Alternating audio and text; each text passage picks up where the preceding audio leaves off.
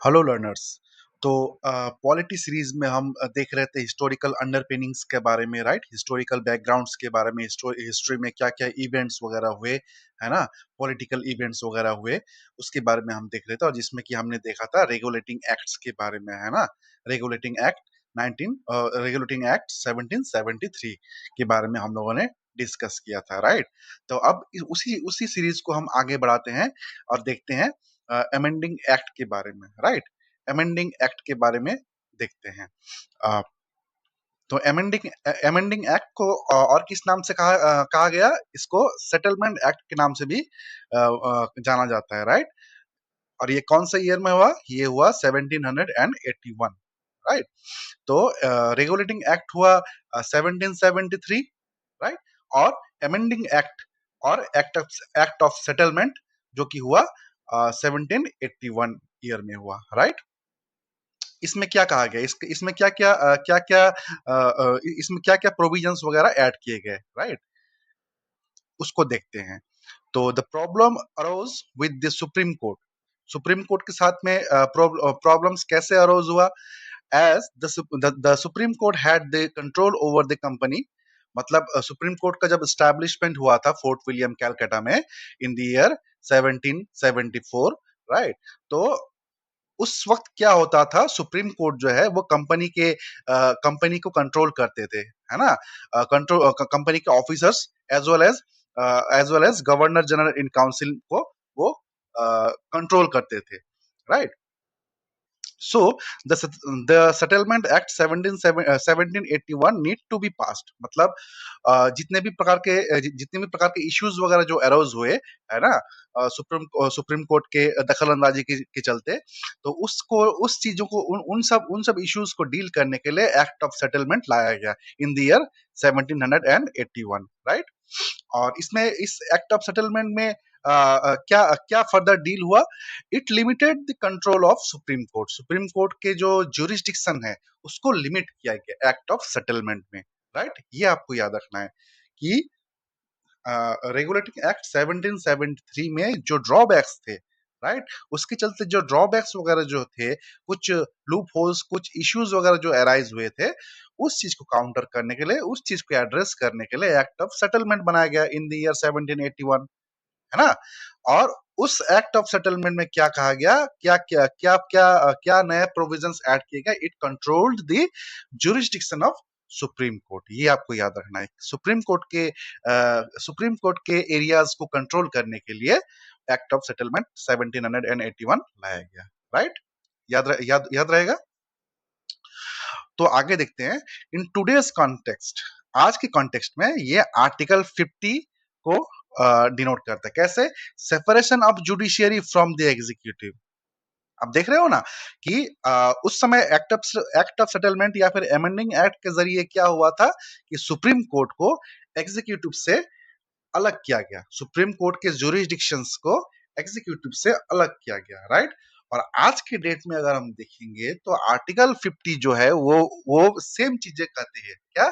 Separation of judiciary from the executive, that is doctrine of separation of power. ये आपको याद रखना है, आर्टिकल 50 में कहा गया है, राइट?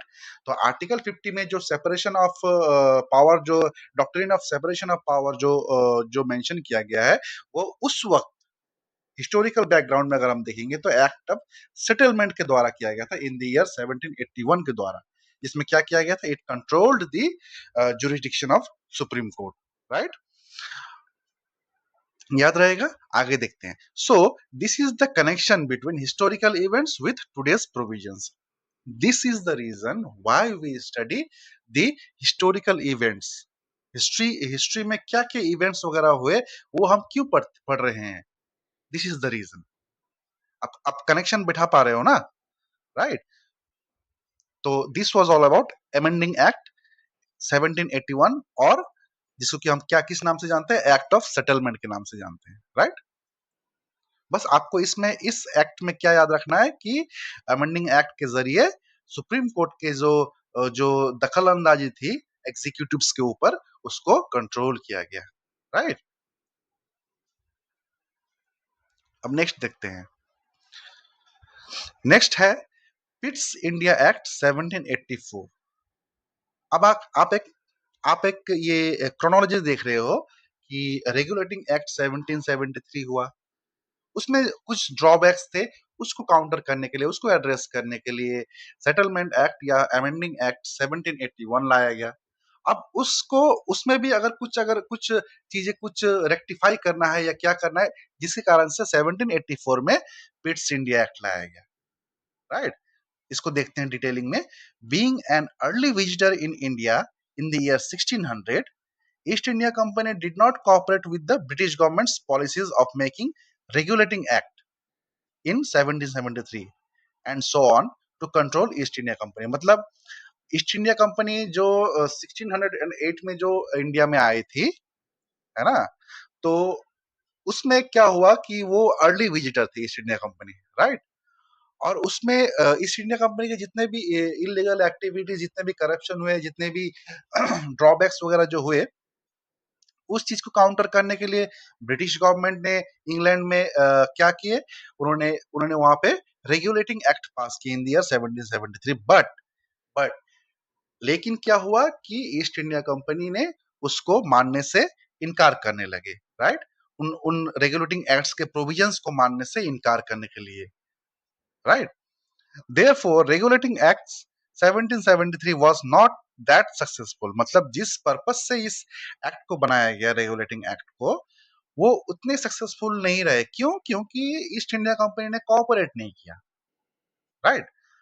तो उसके बाद किया हुआ Pitts the younger was the prime minister of England at that time. मतलब पिट्स जो थे, है ना, पिट्स द यंगर, क्योंकि उसके उस उनके उनके उनके पिताजी का नाम भी पिट्स था, तो इसलिए इसलिए उनका नाम इसीलिए इनका नाम पिट्स द यंगर रखा गया, right. Pitts the younger was the prime minister of England at that time, ठीक है। And he passed the Pitts India Act 1784, right. अब इस एक्ट्स में क्या क्या डेवलपमेंट्स हुए, क्या क्या प्रोविजंस थे, राइट।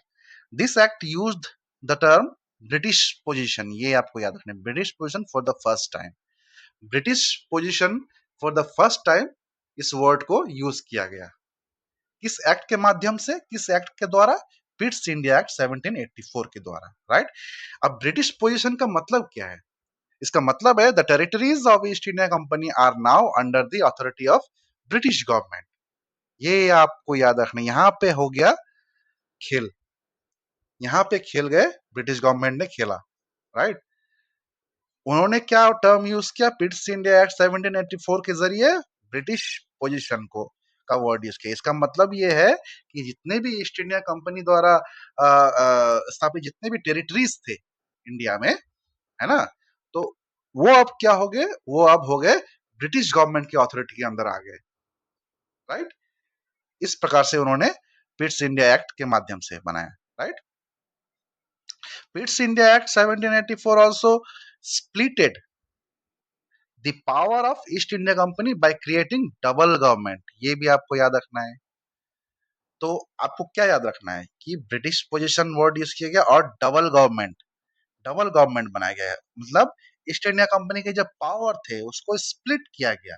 स्प्लिट करने का मतलब क्या है? स्प्लिट करने का मतलब है ईस्ट इंडिया कंपनी की जो पावर है उसको कम करना चाह रहे हैं।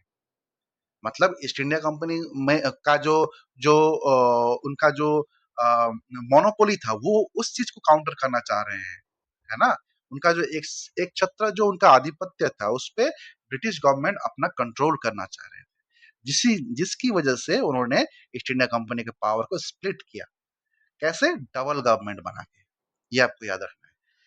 डबल गवर्नमेंट मतलब बोर्ड ऑफ कंट्रोल और कोर्ट ऑफ डायरेक्टर्स बनाया गया, राइट। इस डबल गवर्नमेंट के अंडर में क्या हुआ? बोर्ड ऑफ कंट्रोल बनाया गया और कोर्ट ऑफ डायरेक्टर्स बनाया गया। अब देखते हैं एक एक करके। बोर्ड ऑफ कंट्रोल क्या है? बोर्ड ऑफ कंट्रोल में है all the decisions regarding political, military and administration. मतलब जितने भी प्रकार के पॉलिटिकल, मिलिट्री और एडमिनिस्ट्रेटिव डिसीजंस थे, वो बोर्ड ऑफ कंट्रोल के हाथ में चला गया।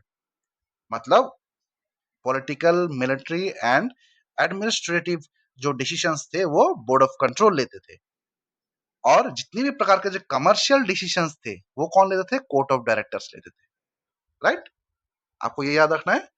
Board of control and court of directors. Board of control का काम क्या है? Political, military as well as administrative decisions को लेना है बोर्ड ऑफ कंट्रोल का काम। और जितने भी प्रकार के कमर्शियल डिसीजन है उनको कौन एड्रेस करते थे? उनको कोर्ट ऑफ डायरेक्टर्स एड्रेस करते थे, right. and and then this new system of double government weakened the power of East India Company। जैसे कि मैंने आपको पहले कहा, राइट, कि ये जो डबल गवर्नमेंट जो बनाया गया, ये किस पर्पस से बनाया गया? ईस्ट इंडिया कंपनी के पावर को सप्रेस करने के लिए, राइट, ईस्ट इंडिया कंपनी के पावर को कंट्रोल करने के लिए, ठीक है। तो this was all about पिट्स India Act 1784, right. तो पिट्स इंडिया एक्ट में क्या क्या आपको याद करना है? कौन सी ईयर में हुआ? 1784, है ना। इसमें क्या फर्स्ट टाइम यूज किया गया? ब्रिटिश पोजीशन, ये टर्म फर्स्ट टाइम यूज किया गया, लाइक। और पिट्स इंडिया एक्ट के जरिए डबल गवर्नमेंट का फॉर्मेशन हुआ। इनका पर्पस क्या था डबल गवर्नमेंट का? डबल गवर्नमेंट का पर्पस था ईस्ट इंडिया कंपनी के पावर को वीकेंड करना, पावर को सप्रेस करना। डबल गवर्नमेंट में कौन से पार्ट्स थे? Board of control and court of directors. Board of control का फंक्शन क्या था? जितने भी प्रकार के political, military and administrative decisions थे वो बोर्ड ऑफ कंट्रोल लेते थे, और जितने भी प्रकार के कमर्शियल डिसीजंस थे वो कोर्ट ऑफ डायरेक्टर्स लेते थे, right. So this was all about it's India act, right. तो आज इतने ही देखते हैं, इसके आगे नेक्स्ट क्लास में देखेंगे, राइट। Thank you.